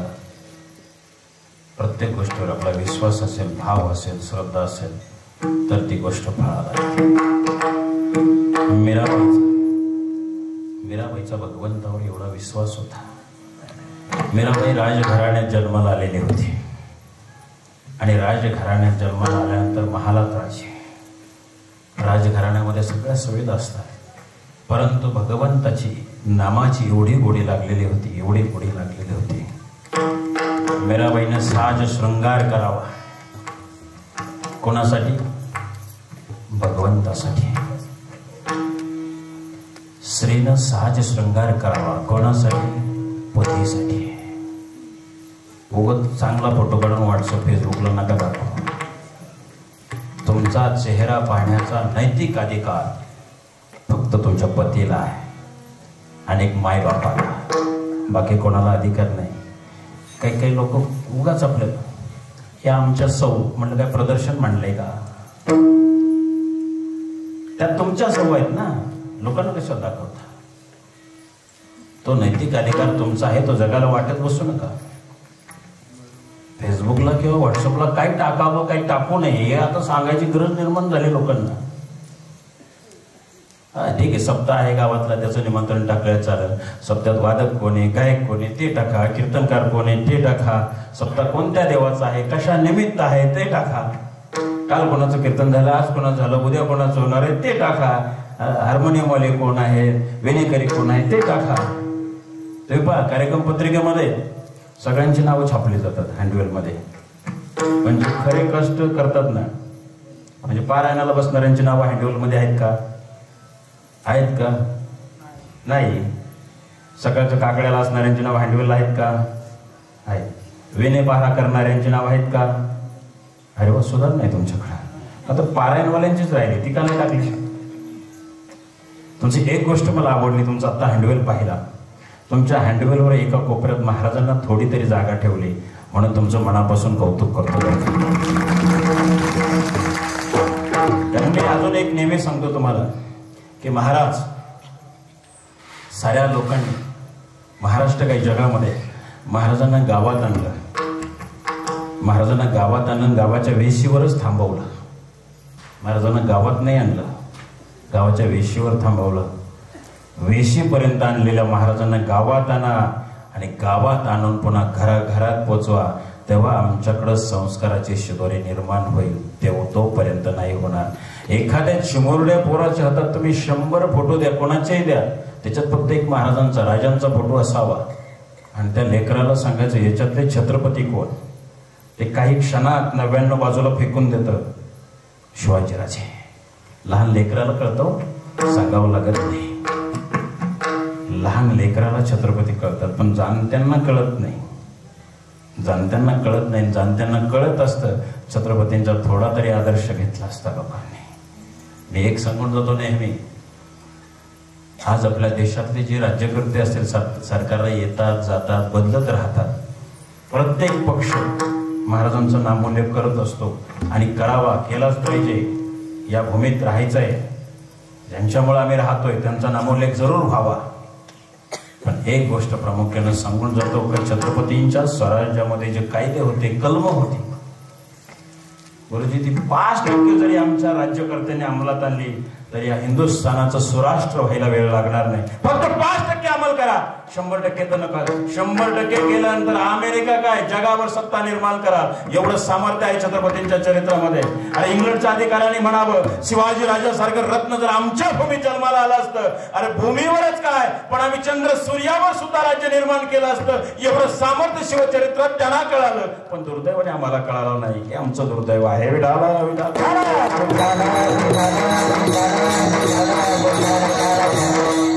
मीराबाईने भगवंताची सेवा करावी, भगवंतासाठी साज शृंगार करावा.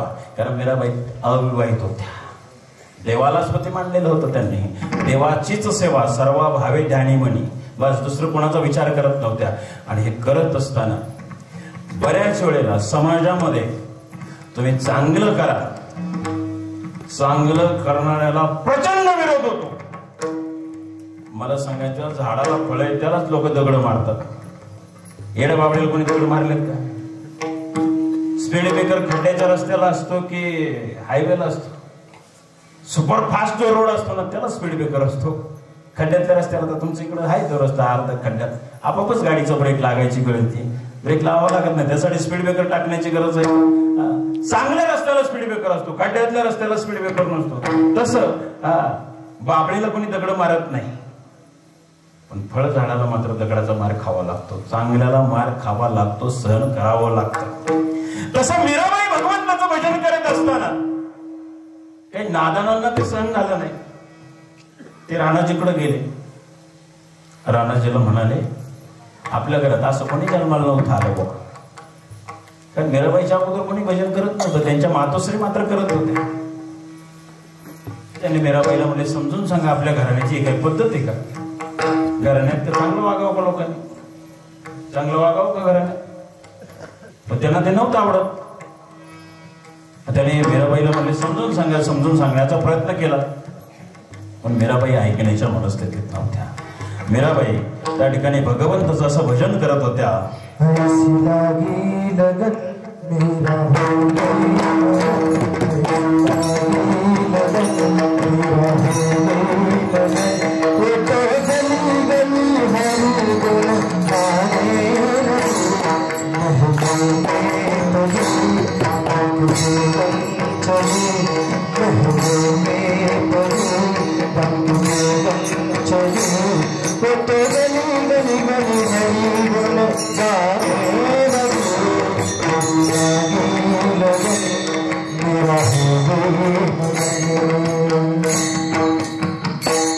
कोई रोके नहीं, कोई टोके नहीं, मेरा गोविंद गोपाल लाल नबी, तो संतों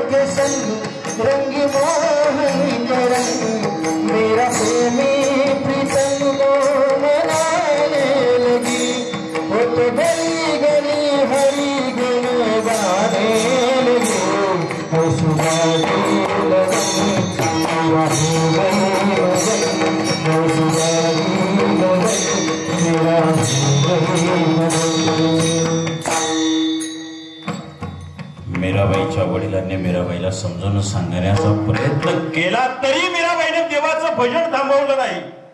मीराबाई भजन थांबवत नाही म्हणल्यानंतर आग लावणाऱ्यांनी अजून जोरात आग लावण्याचा प्रयत्न केला.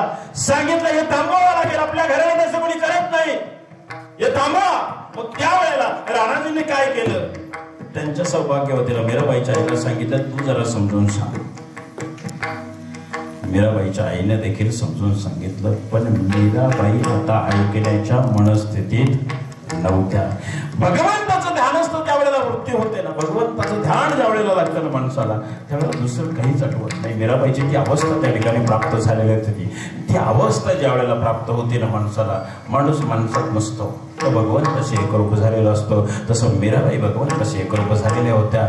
भगवंत सर्वस्व होतं आणि म्हणून भगवंताचं नामस्मरण करत असताना मीराबाईच्या आईने देखील समजून सांगितलं. पण आईला त्या ठिकाणी मीराबाईने विचारलं, आई हे तूच मला सांगितलंय ना, आणि आता तूच म्हणते भजन करू नकोस, पण आता मी त्याला सर्वस्व मानलेलं आहे, आता मी त्याला विसरून राहू शकत नाही, दुसऱ्या कोणाचं नाव सुद्धा घेऊ शकत नाही. मीराबाईच्या आईनं सुद्धा त्या ठिकाणी शांत बसल्या.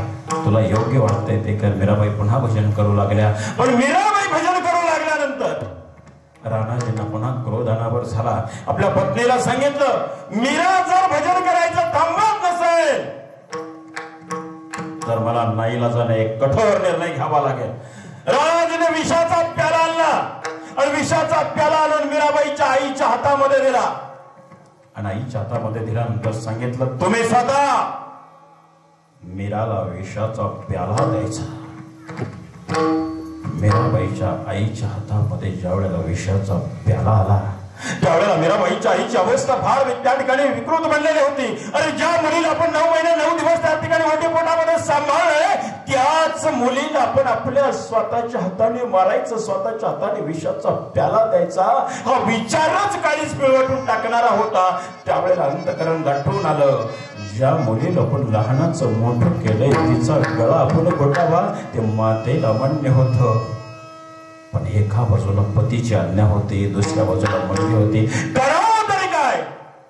पण स्त्रीला धर्म सांगतो पतीची आज्ञा शिरसावंत मानावं.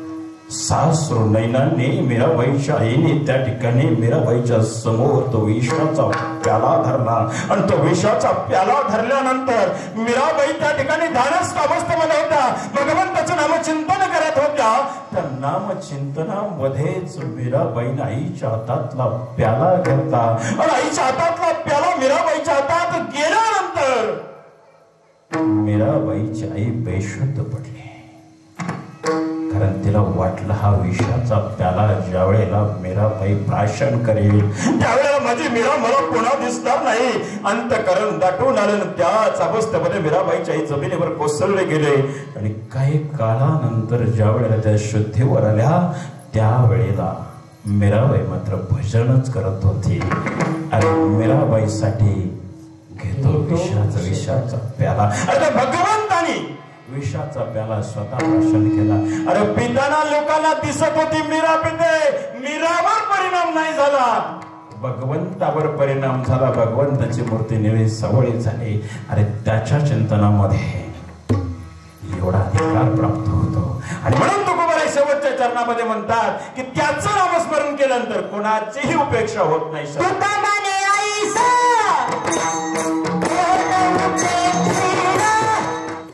उद्यापासून जर तुम्ही सुरुवात केली तर पुढच्या 10 तारखेचा ग्रुप तुमच्याकडे लगेच नाव नोंदणीला तयार असेल की आम्हाला त्या ठिकाणी द्या. तुम्ही दुपारी भिडे गुरुजींबद्दल बोललात. भिडे गुरुजींचा असा एक ग्रुप आहे की तुमच्या परिसरातून इथं सांगली, सातारा, सोलापूरवरून दररोज 2 व्यक्ती रायगडावर समाधीची पूजा करायला जातात. तुम्हाला गावातच करायची, रायगडावर नाही जायचं, शिवनेरीवर नाही जायचं. इथल्या इथं पूजा करायला, इथं पूजा करून तुम्हाला रायगडावर पूजा केलेली, शिवनेरीवर पूजा केली याचं जर फळ मिळत असेल तर आपल्या गावात पूजा करायला काय हरकत आहे? मान्य आहे की नाही सगळ्यांना? आता एका वचनात तुम्ही सगळे बांधला गेलात. ज्याने ज्याने टाळ्या वाजवल्यात त्याने कृपा करून महाराजांची पूजा खंडित होऊ देऊ नका. तुम्हाला जर महाराज भले पुष्पहारच घातला पाहिजे असं काही नाही, चरणावर 2 फुलं जरी त्यांच्या वाहिली तरी पुष्कळ आहे. आणि ज्यांनी टाळ्या वाजवल्या त्यांनी गावातून येता जाताना महाराजांच्या चरणावर जर फुलं दिसले नाही तर समजून जायचं आजची पूजा थांबली असेल तिथून मागं जायचं, जिथं 2 फुलं मिळतील ती घ्यायची, महाराजांच्या चरणावर अर्पण करायची, त्यांना मानाचा मुजरा घालायचा, मगच आपलं पुढे जायचं.